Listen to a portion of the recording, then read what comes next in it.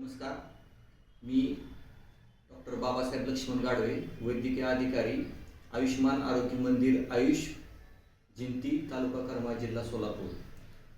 आज आपण एका वेगळ्या आजारामध्ये थोडंसं चर्चा आणि त्याविषयीचं थोडंसं उपचाराविषयी माहिती आज घेणार आहोत।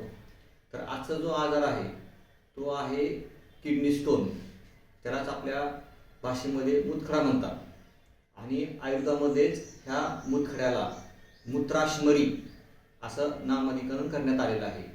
तर त्या मूत्राशमरीमध्येच अशमरी हा शब्द आलेला आहे आणि सर्वांना माहिती आहे की ज्यांना मूतखडा किंवा किडनी स्टोन किंवा रिनल कॅल्क्युलस हा आजार होतो तर त्याच्या ज्या वेदना असतात, पोटात दुखणं जे आहे ना, तर ते खूप तीव्र प्रकारच्या वेदना असतात आणि ज्याला मूतखडा झालेला आहे त्याला मूतखड्याचं नाव जरी काढलं तरी अंगावर काटा येतो, एवढ्या ह्या तीव्र वेदना असतात। आणि ह्या वेदना जेव्हा पेशंटला चालू होतात तेव्हा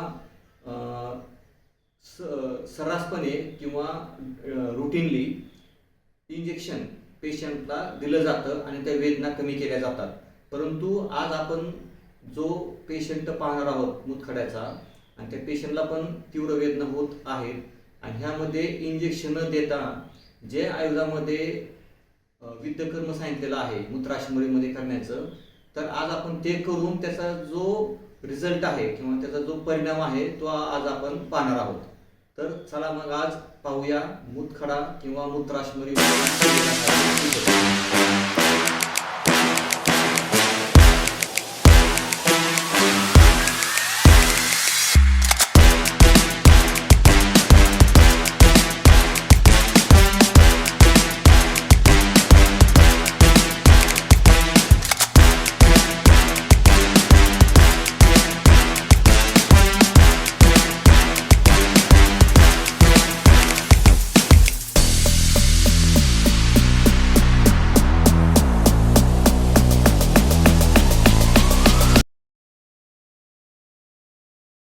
काय होतं तुम्हाला?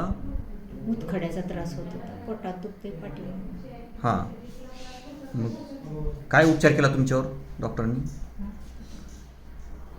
काय विद्यकर्म केलं, त्यामुळे लगेच कमी झालं। बरं, दुखायचं किती कमी आलं? आता 30% कमी। बरं, पहिल्यापेक्षा बरं वाटतंय का? बस वाटते ना, बसायलाच येत नव्हतं। जास्त त्रास, बसलं तरी बस वाटत। आता जरा बसले। तुमची इच्छा इंजेक्शन देण्याची होती, पण हां। इंजेक्शन न देता तुम्हाला आपलं आयुर्वेदिक विद्यकर्म केलेलं आहे। मग इंजेक्शनपेक्षा बरं वाटतंय का कसं आहे?